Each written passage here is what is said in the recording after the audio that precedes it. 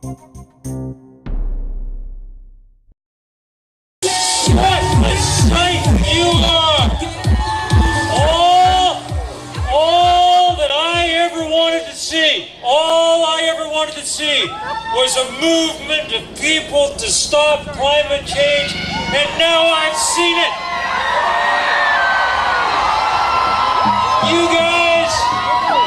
You guys look so beautiful. I've been meeting people all day. It's hometown heroes like our friends at CCAN. It's heroes like those people who've been blocking Keystone with their bodies down in Texas. It's people who understand that the fight against fracking and against coal ports and against taking the tops off mountains is ultimately the fight for a living planet. It's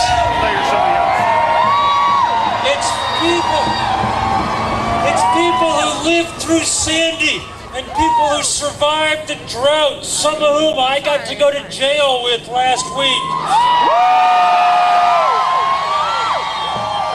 It is the students at 256 colleges fighting the fossil fuel industry head on to force divestment, the biggest student movement in decades. It is all of you. You are the antibodies kicking in as the planet tries to fight its fever. We have waited a long time to get started. We've already seen the Arctic melt.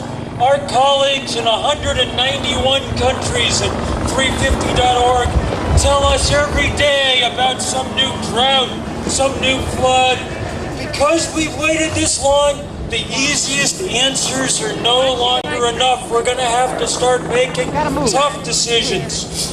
Our theme has to be, when you are in a hole, stop digging.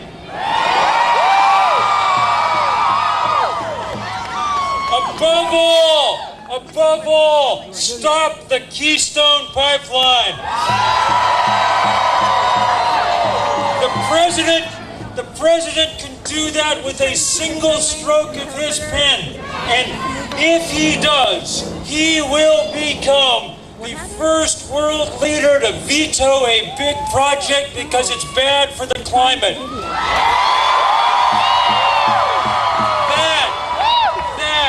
That would be a legacy and a signal to the rest of the world. And so we will keep making our case. We'll follow him and the Secretary of the State around the country. And as this spring goes on, we'll unite that fight with a focus on all the other holes we're still digging too. And as summer comes on, this movement will just pick up. I want everybody to circle those days toward the end of July that are on average the hottest each year. We're going to try and make them hot politically too this year. Maybe set aside a few dollars each week for a bail fund, okay? So far, we've been firm but peaceful, diverse but united. We have to stay that way because the job that we have undertaken is the most important one that any humans have ever been entrusted with.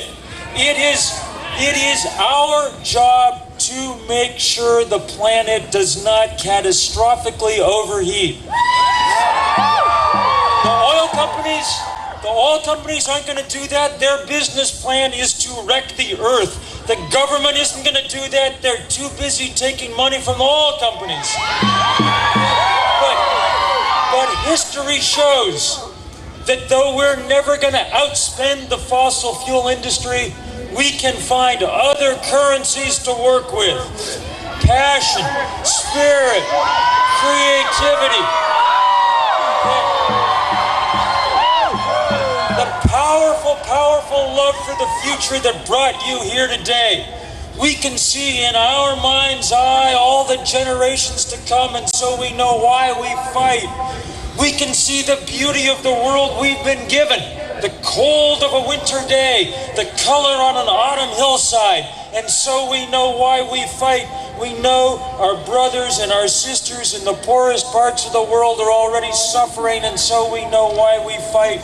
I cannot promise you we're going to win, but I waited a quarter century since I wrote the first book about all this stuff to see if we were going to fight. And today, at the biggest climate rally by far in U.S. history,